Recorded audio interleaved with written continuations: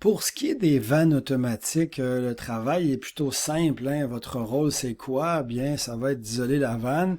Euh, Prenons ici comme exemple que je voudrais, excusez-moi, uniquement isoler la vanne que j'ai là. Mais évidemment, je vais me servir de la voie de contournement. Je vais donc contourner ma vanne. Ça va me permettre de l'isoler complètement hein, en suivant les procédures qu'on va voir dans un instant. Enlever la vanne pour la remplacer, par exemple. Souvent, on va arriver avec une autre vanne, on va la brancher, puis ça va nous permettre d'amener l'autre vanne dans les salles d'entretien, à la machine shop, comme les Québécois diraient, et puis arranger la dite vanne pour une prochaine fois. Puis pendant ce temps-là, ben, on va travailler en manuel hein, avec la voie de contournement. C'est un peu comme ça qu'a été écrit la procédure que vous voyez là, hein, que vous retrouvez ici, puis vous avez dans le cahier du module 1. Le but visé, évidemment, ici, c'est maintenir le débit. Hein, donc, comme je vous dis, on n'est pas dans un arrêt complet d'unité, là, on est dans un arrêt partiel, parce que si vous comprenez le partiel, ben, l'arrêt complet est encore plus facile à faire. Donc, si vous comprenez lui, ben, les autres types d'arrêts seront faciles à faire. Donc, ce qu'on veut, c'est que le débit passe là. Puis ici, il y a deux façons, celle qu'on vous parle là. Hein. L'opération communique avec l'opérateur de la console, demande de le mettre en manuel, puis regardons qu'est-ce que ça donne. En gros, ça va être Eric à la salle de contrôle à l'écoute. Écoute, je suis prêt à isoler la vanne FCV 204, prenons l'exemple du laboratoire en bas. Puis je suis à côté de la voie de contournement pour l'ouvrir. J'attends tes consignes.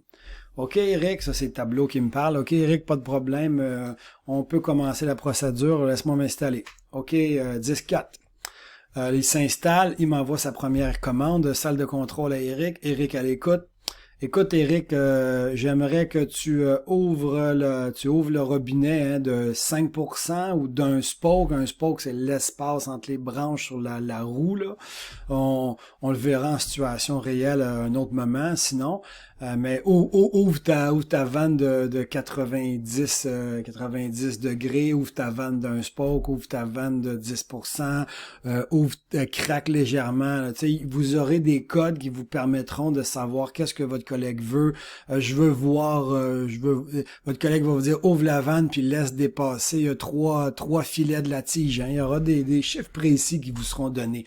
Donc votre tablotiste va vous dire ouvre de 3 spokes ta vanne ici. Imaginez que mon débit était à 14 gallons par minute hein, avant que je fasse la chose. Hein. Ça, c'était mon avant. Mais quand je vais ouvrir, on est d'accord qu'il va y avoir une augmentation parce que la vanne ici n'a toujours pas fermé.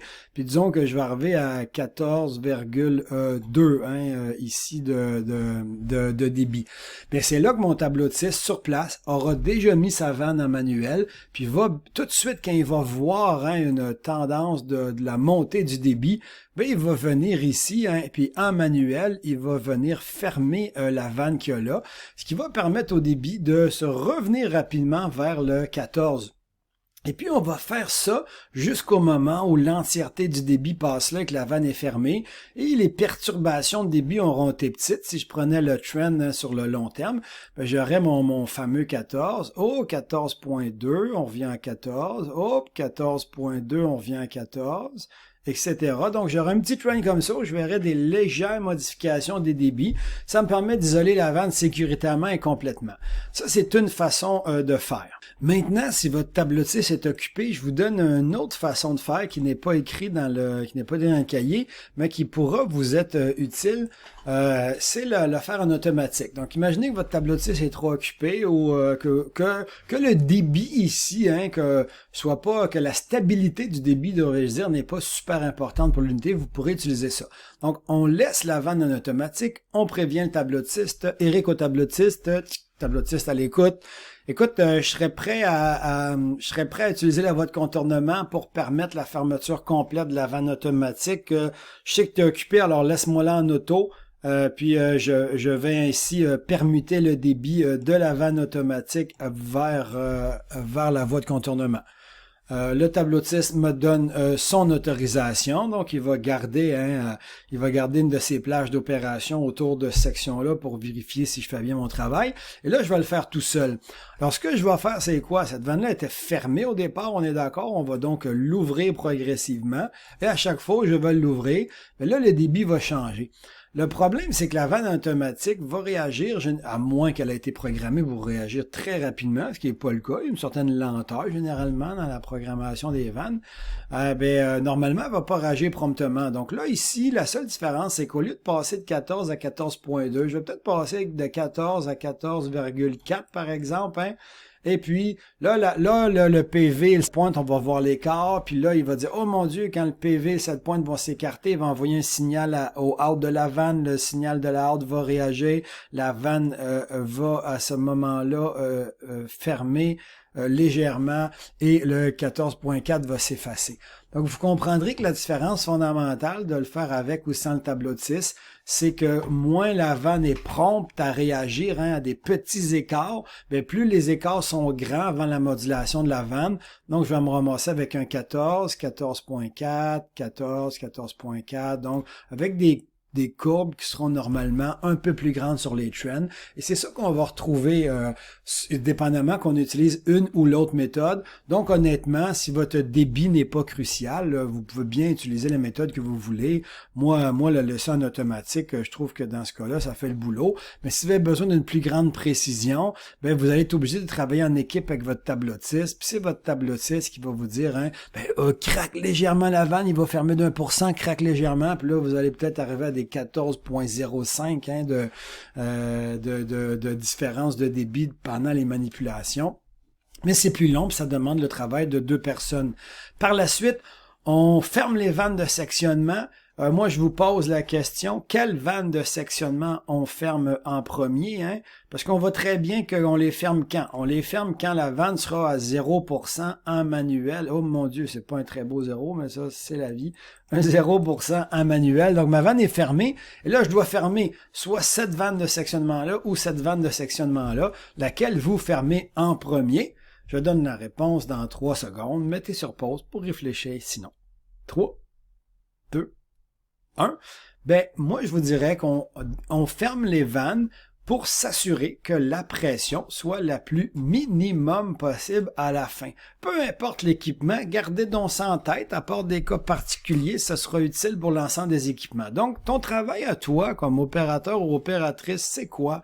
C'est de faire en sorte que si cet équipement-là, il est à 5 PSI, mais que si j'avais fermé une vanne ou l'autre, hein, je me serais retrouvé à 4 PSI, donc à une pression plus basse, ben je vais choisir cette méthode-là tout simplement, parce que ici j'ai le choix, là, je ferme la vanne 1 ou je ferme la vanne 2 en premier. Ben, évidemment, moi si j'étais vous, hein, qu'est-ce que je ferais pour avoir la moins grande pression? Bien, je ferme la vanne 1 en premier. Pourquoi? Ben, c'est ici que j'ai une pression qui est supérieure. En fermant ma vanne 1 en premier, je vais pouvoir évidemment faire en sorte que ici, hein, dans la ligne là, ben, la pression, parce que la pression ici devrait être inférieure à la pression qu'on trouve là, on va retrouver avec une pression légèrement inférieure. Ici, parce qu'on utilise les voies de contournement, honnêtement, ça ne changerait pas grand-chose, mais dans le cas où on arrêterait complètement la ligne puis qu'on n'utiliserait pas la voie de contournement, il pourrait y avoir quelques PSI de différence entre les deux. Puis évidemment, ben, votre objectif à vous, c'est d'aller à la pression la plus basse. Généralement, évidemment, vous le savez, la pression d'alimentation est plus grande que la pression de sortie de n'importe quel équipement. Donc, on ferme toujours les entrées avant de finir les sorties. C'est la règle générale que vous devriez retenir. Hein. Par la suite, vous allez dépressuriser ou vidanger. Voici un bel exemple de ça. Hein. Moi, en usine, j'en ai eu des vannes exactement comme ça. Vous remarquerez qu'ici, on n'est plus à l'école. Hein? On se retrouve avec des vannes qui n'ont pas de drain. Hein? À l'école, nos vannes sont toujours belles, sont toujours cute, on a toujours des drains. Puis là, tu vas dire, ah, OK, j'ai un drain ici. Même nous, à l'école, on est chanceux, on a même 2 drains. On a mis deux drains sur la vanne. Et puis, c'est très facile à drainer puis d'envoyer ça aux égouts de procédé. Dans bien des cas, vous n'aurez qu'un drain, donc ça va demander de réouvrir la vanne ici pour être capable de drainer le liquide qu'on a de l'autre côté. Hein. C'est très rare qu'on installe 2 drains, là, comme un coût de construction qui est presque inutile. Donc, ne cadenassez tout ça pour dire que vous ne devez pas cadenasser vos vannes automatiques tout de suite ou fermer l'alimentation en air des vannes tout de suite, parce que même après son arrêt à 0%, quand vous allez à l'étape de drainage, vous devrez souvent réouvrir la vanne pour être capable d'aller chercher tout le liquide qu'il y a encore de ce côté-là. Alors, c'est un peu ça. Si vous n'avez pas de vanne, qu'est-ce que vous allez faire? Ah ben moi, ça m'est déjà arrivé, c'est vraiment mauvais. Alors, vous devez faire quoi? Vous devez prendre des pannes à ce moment-là, hein? Venir carrément prendre une panne ou l'équipement que vous aurez sur place, hein? Donc, déposer la panne en dessous et débrider, hein, toujours en étoile, je vous le rappelle, le débridage d'une bride. Là, mon étoile, il est moche, là, mais vous savez ce que je veux dire. Vous faites l'étoile pour débrider, puis à force de débrider, ben, à un moment donné, ça va se mettre à couler, puis vous recueillez comme ça. C'est très, très rare que c'est comme ça. Ça arrive dans des cas d'exception ou dans des cas où ça a été mal conçu au départ, puis on n'a pas eu le temps de les arranger. J'espère que ça vous arrivera pas. Moi, malheureusement, ça m'est arrivé quelques fois. Puis après, ben, c'est le reste, c'est la même procédure que d'habitude. Donc, on purge, on émet des permis, on débranche, on installe les plaques, etc., etc., etc. Voici ce qui fait le tour des vannes automatiques. C'est ça.